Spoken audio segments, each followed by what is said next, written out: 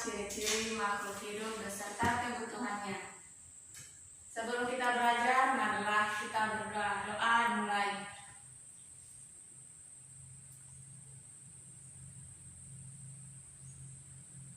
Doa selesai.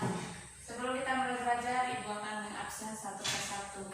Stiana, Hadir Bu. Farida, Hadir Bu. Nah, di sini Ibu akan menjelaskan tentang jenis-jenis makhluk hidup.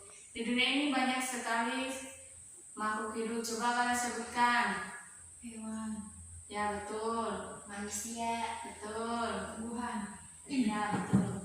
Makhluk hidup meliputi manusia, hewan, dan tumbuhan. Apakah kalian bernafas, makan, dan selalu bergerak? Ya Bu. Bagaimana kalau sehari berhenti bernafas dan makan? Apa yang terjadi? Bisa mengakibatkan kematian. Ya, betul. Selain bernafas dan makan, makhluk hidup juga tumbuh dan berkembang. Apakah kalian mempunyai adik? Punya Ya, Bu. Bagaimana adik kalian? Apakah dia bertumbuh besar? Ya. Ya Bu. Nah, tujuan kita mempelajari ciri-ciri makhluk hidup dan kebutuhannya adalah untuk kita mengetahui dan menyebutkan 6 ciri-ciri dan kebutuhan makhluk hidup dan menjelaskan 6 ciri-ciri tersebut. Dan terakhir sebentar, Ibu akan memberikan tugas sebagai penilaian evaluasi belajar hari ini. Nah, sekarang Ibu akan menjelaskan tentang ciri-ciri makhluk hidup. Ciri-ciri makhluk hidup itu ada 6. Yang pertama itu makhluk hidup membutuhkan makanan dan minuman. Yang kedua itu makhluk hidup berkembang biak. Yang ketiga itu makhluk hidup tumbuh. Yang keempat makhluk hidup bernafas. Yang kelima makhluk hidup bergerak. Dan yang keenam adalah makhluk hidup peka terhadap rangsangan. Jadi makhluk hidup itu mempunyai ciri-ciri ada 6. Pertama Ibu akan menjelaskan makhluk hidup membutuhkan makanan dan minuman. Setiap makhluk hidup membutuhkan makanan dan minuman. Hewan membutuhkan makanan, manusia juga membutuhkan makanan. Makhluk hidup yang tidak makan sehari dapat mati. Hewan peliharaan yang tidak dapat diberi makanan juga dapat mati atau layu. Manusia dan tumbuhan juga membutuhkan makanan. Tumbuhan dapat membuat makanannya sendiri dengan bagaimana? Dengan menyerap air dan zat hara dari dalam tanah menggunakan akarnya. Manusia membutuhkan makanan dan minuman sebagai untuk mempertahankan hidupnya. Yang kedua, makhluk hidup berkembang biak. Ayam berkembang biak dengan cara bertelur.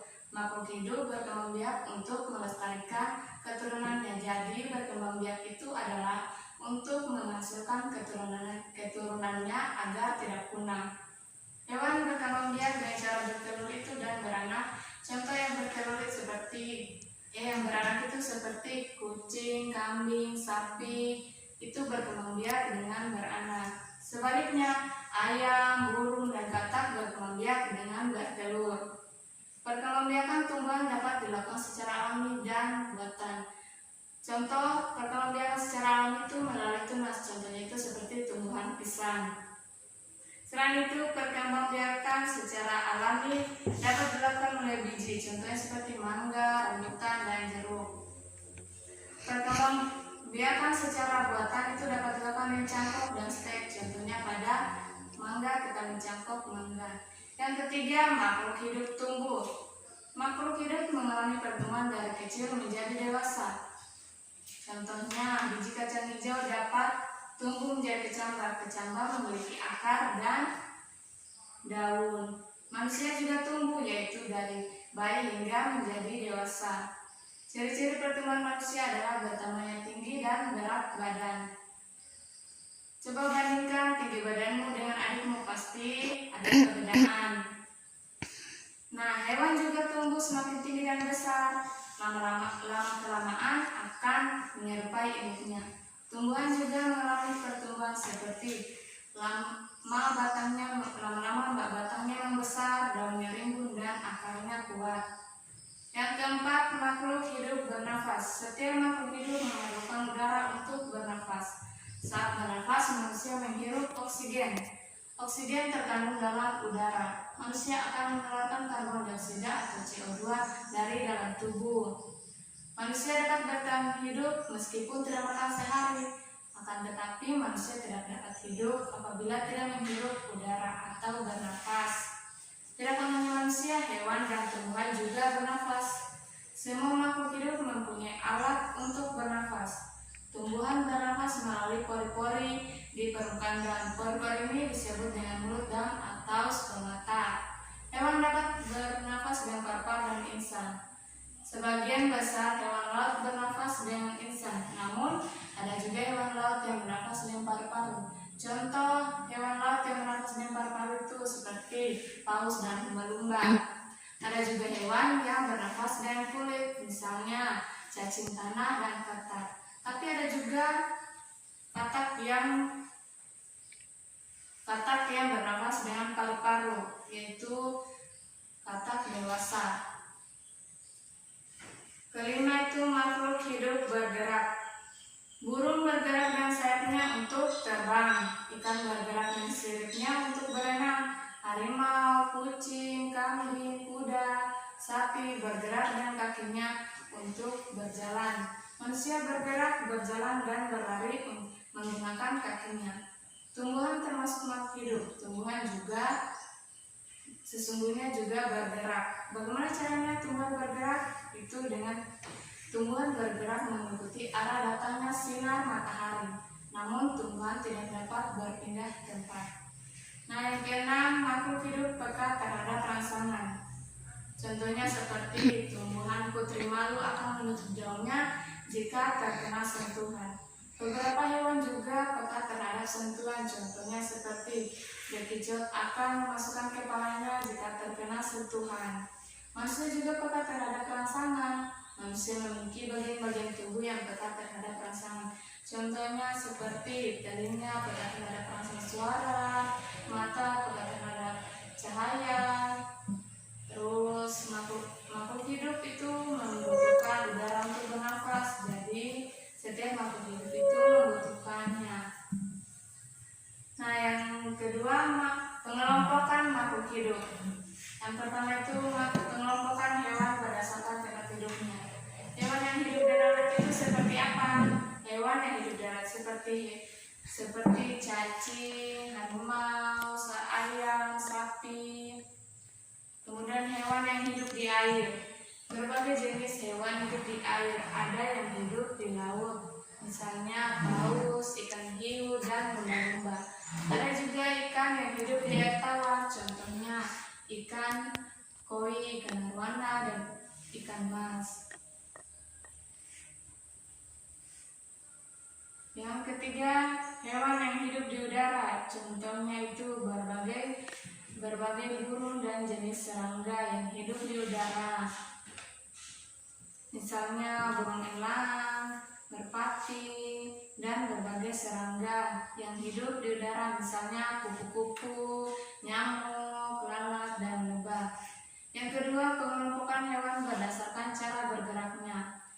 Hewan yang bergerak dengan kakinya. Hewan yang bergerak dengan kakinya seperti ada hewan yang berkaki 2, ada hewan yang berkaki 4, ada hewan yang berkaki 6, ada yang berkaki 1000, bahkan yang tidak mempunyai kaki. Beberapa hewan bergerak dengan kakinya, ada yang berkaki 2, contohnya seperti ayam, angsa, dan burung.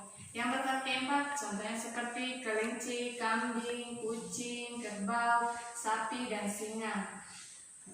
Dan berbagai jenis serangga yang berkaki 6, contohnya seperti semut dan belalang. Terus yang berkaki 1000 itu contohnya lipan dan kaki 1000. Ada juga hewan yang tidak memiliki kaki, misalnya cacing dan ular. Mereka bergerak menggunakan perutnya. Yang kedua, hewan yang bergerak dengan sayapnya. Berbagai jenis burung bergerak dengan sayapnya untuk terbang, contohnya kupu-kupu, lebah, nyamuk, dan lalat menggunakan sayapnya untuk terbang. Burung pipit adalah hewan yang memiliki sayap, tetapi dia tidak bisa terbang. Kenapa? Karena sayapnya itu tidak berkembang dengan sempurna. Yang ketiga, pengelompokan hewan berdasarkan jenis makanannya. Yaitu ada 3, hewan pemakan tumbuhan, hewan pemakan hewan lain, hewan pemakan hewan. Hewan pemakan tumbuhan itu contohnya kambing, kelinci, dan kuda merupakan hewan pemakan rumput. Burung pipit dan merpati juga pemakan biji-bijian. Ada hewan pemakan hewan lain, itu contohnya seperti buaya, ular, harimau. Ketiga, hewan pemakan tumbuhan dan hewan lain, itu adalah hewan ayam, bebek, beruang madu, dia itu pemakan madu. Keempat, pengelompokan hewan berdasarkan penutup tubuhnya itu ada 3. Penutup tubuh berupa bulu, penutup tubuh berupa rambut, dan penutup tubuh berupa cangkang. Penutup tubuh berupa bulu itu seperti berbagai unggas memiliki penutup tubuh seperti berupa bulu, misalnya ayam, bebek, dan burung. Penutup tubuh berupa rambut itu contohnya seperti apa? Singa, anjing, dan kucing. Penutup tubuh berupa cangkang itu contohnya seperti bekicot, siput, kura-kura, dan kerang. Tubuhnya dilindungi cangkang. Cangkangnya itu hewan yang memiliki cangkang bertubuh lunak, jadi dia harus hidup di dalam cangkang. Kelima, pengelompokan hewan berdasarkan cara berkembang biak, yaitu berkembang biak dengan cara bertelur dan berkembang biak dengan cara melahirkan. Berkembang biak dengan cara bertelur itu seperti ayam, ikan, ular, dan kura-kura berkembang biak dengan bertelur. Kedua, berkembang biak dengan cara melahirkan, contohnya itu seperti kucing, kambing, kerbau, anjing, dan berbagai hewan yang beranak. Nah, yang keenam, pengelompokan tumbuhan berdasarkan keping bijinya. Ada 2, tumbuhan monokotil dan tumbuhan dikotil. Tumbuhan monokotil itu adalah tumbuhan yang berkeping, biji yang berkeping 1. Contohnya itu seperti padi, salak, tebu, dan jagung adalah contoh tumbuhan monokotil. Yang kedua, tumbuhan dikotil. Tumbuhan dikotil itu adalah tumbuhan biji berkeping 2. Contohnya seperti mangga, kacang tanah, dan durian adalah contoh tumbuhan dikotil. Ketujuh, pengelompokan tumbuhan berdasarkan akarnya. Ada tumbuhan berakar serabut dan berakar tunggang. Tumbuhan berakar serabut memiliki akar yang menyerupai serabut. Contohnya itu seperti tumbuhan monokotil tadi, yaitu jagung, salak, dan kelapa yang berakar serabut. Kedua, tumbuhan berakar tunggang. Semua tumbuhan dikotil tadi yang ditumbuhkan dari biji lembaga memiliki akar tunggang, misalnya kacang tanah dan bayam. 8, pengelompokan tumbuhan berdasarkan bentuk daunnya. Ada tulang daun menyirit, contohnya seperti daun jambu, tulang daun sejajar, contohnya seperti tebu, padi, dan rumput-rumputan yang memiliki tulang daun sejajar. Tulang daun melengkung, contohnya itu seperti gadung. Bentuknya menyerupai garis-garis lengkung yang ujung-ujungnya terlihat menyatu. Tulang daun menjari, contohnya itu daun pepaya, singkong, dan jarak memiliki tulang daun menjari. Kesembilan, pengelompokan tumbuhan berdasarkan batangnya. Ada beberapa yang berdasarkan batangnya. Batang berkayu, batang basah, dan batang rumput. Batang berkayu itu contohnya seperti pohon jati yang memiliki kambium sehingga disebut batang berkayu. Kedua, batang basah. Bayam memiliki batang yang basah karena bayam berair dan lunak. Batang rumput, contohnya seperti padi, jagung, dan tebu memiliki batang rumput. Batang rumput biasanya berongga. Batang rumput mempunyai ruas yang terlihat nyata. Nah, itulah penjelasan dari Ibu, yaitu ciri-ciri makhluk hidup beserta pengelompokan berdasarkan hidupnya. Jadi ada yang mau ditanyakan atau tidak? Tidak, Bu. Jadi siswa dapat menyimpulkan 6 ciri-ciri tersebut. Ciri-ciri makhluk hidup yang pertama itu apa? Manusia.